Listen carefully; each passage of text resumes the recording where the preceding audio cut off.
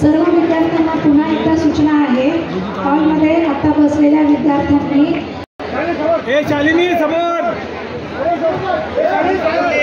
समोर बघा, हीच तुमच्या बाजूला राहते ना. हा, साक्ष पण निघाली, संजनाची साक्ष पण निघाली.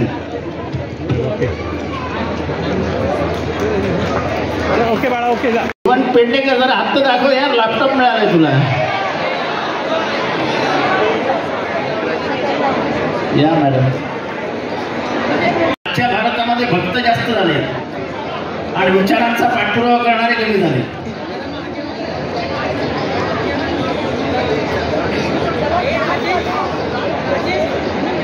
बरं, आता तुम्ही टॅब बनायला शोधा. आता पुढचा कार्यक्रम काय आहे का? आता लॅपटॉप. वा वा वा वा. 2 12वी 2 10वी. आता माझ्या हाताने 12वीचं काढते.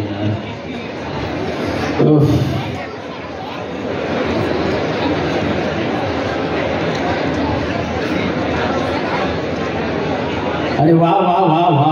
शिवम सत्यम शिवम सुंदरम. शिवम पेडणेकर. शिवम पेडणेकर आहे का? चर्चेत राहायला आवडतं आणि चर्चेत राहायचं असेल तर शरद पवारांचं नाव घ्यावं लागतं. कारण का महाराष्ट्राच्या राजकारणाला त्यांचा रेलेव्हन्स संपलेला आहे, इरिलेव्हंट झालेले ते. त्यामुळे शरद पवारांनी काय करावं याच्यापेक्षा राज ठाकरेंनी काय करावं, किती वेळा भूमिका बदलाव्यात याच्या संबंधित त्यांनी विचार करावा. शरद पवारांना उपदेश करायला जाऊ नये. त्यांचं म्हणणं जर तुम्हाला माहित नाही तर तुमच्या घराखाली दलित विद्यार्थ्यांना मारहाण का झाली, पोरीला मारलं होतं. आणि जेव्हा डॉक्टर बाबासाहेब आंबेडकरांची पुण्यतिथी असते 6 डिसेंबरला, तेव्हा तुमचा बंगला सोडून तुम्ही 4 दिवस लोणावळ्याला जाऊन का राहता हे कोणाला माहित नाही. जगाला सांगावं लागेल. तुमच्या मनातला जातीद्वेष किती आहे, धर्मद्वेष किती आहे हे तुमच्या जवळच्या लोकांना व्यवस्थित माहिती आहे. तेव्हा राज ठाकरेंनी निदान जातीपातीच्या राजकारणाबद्दल बोलू नये.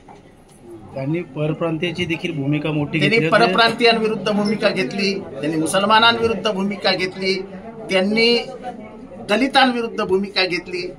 अशा माणसांनी जातीपातीबद्दल बोलावं आणि ते पण शरद पवारांबद्दल. हास्यास्पद आहे, पण त्यांना हास्य विनोद करण्याची सवय आहे. एकीकडे मराठा असेल, ओबीसी असेल, आरक्षणासाठी ठिया मांडत आहेत. त्यांचं एक स्टेटमेंट आता मला कोणी सांगितलं की महाराष्ट्राला आरक्षणाची गरज नाही. आरक्षण का, कशासाठी हे समजून घ्यावं लागतं.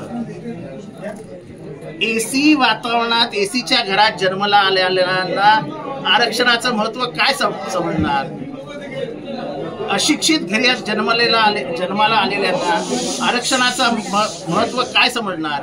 आरक्षणाचं महत्व समजून घेण्यासाठी त्या परिस्थितीतनं जावं लागतं. त्या परिस्थितीने पूर्वज गेले आहेत याचा अनुभव असावा लागतो.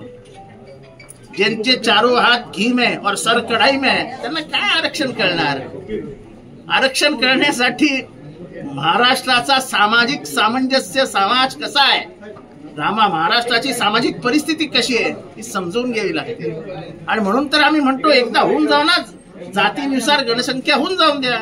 म्हणजे बहुजन समाज किती आहे हे महाराष्ट्राला कळेल आणि बहुजनांची आजची आर्थिक परिस्थिती कशी आहे हेही कळेल. आणि म्हणून तर आम्ही म्हणतो की आर्थिक दृष्ट्या दुर्बल असलेल्या मराठ्यांना आरक्षण मिळालंच पाहिजे, ही आमची भूमिका आहे. शरद पवारांची नेहमीच कुठल्या समाजाशी समाजाबद्दल काम केलंय हे मी आता या क्षणाला सांगण्याची गरज नाही. त्या समाजाला व्यवस्थित माहिती आहे की शरद पवारांनी आपल्यासाठी काय केलंय. मग ते धनगर असो, ते आदिवासी असो, ते शेड्यूल कास्ट असो. जेव्हा भारतात कोणाची मंडळ आयोग आणण्याची हिंमत नव्हती, ओबीसीला आरक्षण देण्याची हिंमत नव्हती, त्या काळात ओबीसीला आरक्षण देण्याचं काम माननीय शरदचंद्र पवारांनी केलं. आणि आजही जेव्हा सत्ता जाईल तुमची असं सांगून सुद्धा डॉक्टर बाबासाहेब आंबेडकरांचं नाव मराठा विद्यापीठाला दिलं, महिला आरक्षण आणलं, ओबीसीचं आरक्षण आणलं. त्यांनी कृपया कोणीही आम्हाला साहेब जातीपातीचं राजकारण करतात वगैरे सांगू नये. आपल्या घरातल्या गप्पा गोष्टींमध्ये कार्यकर्त्यांना खुश करण्यासाठी बोलावं.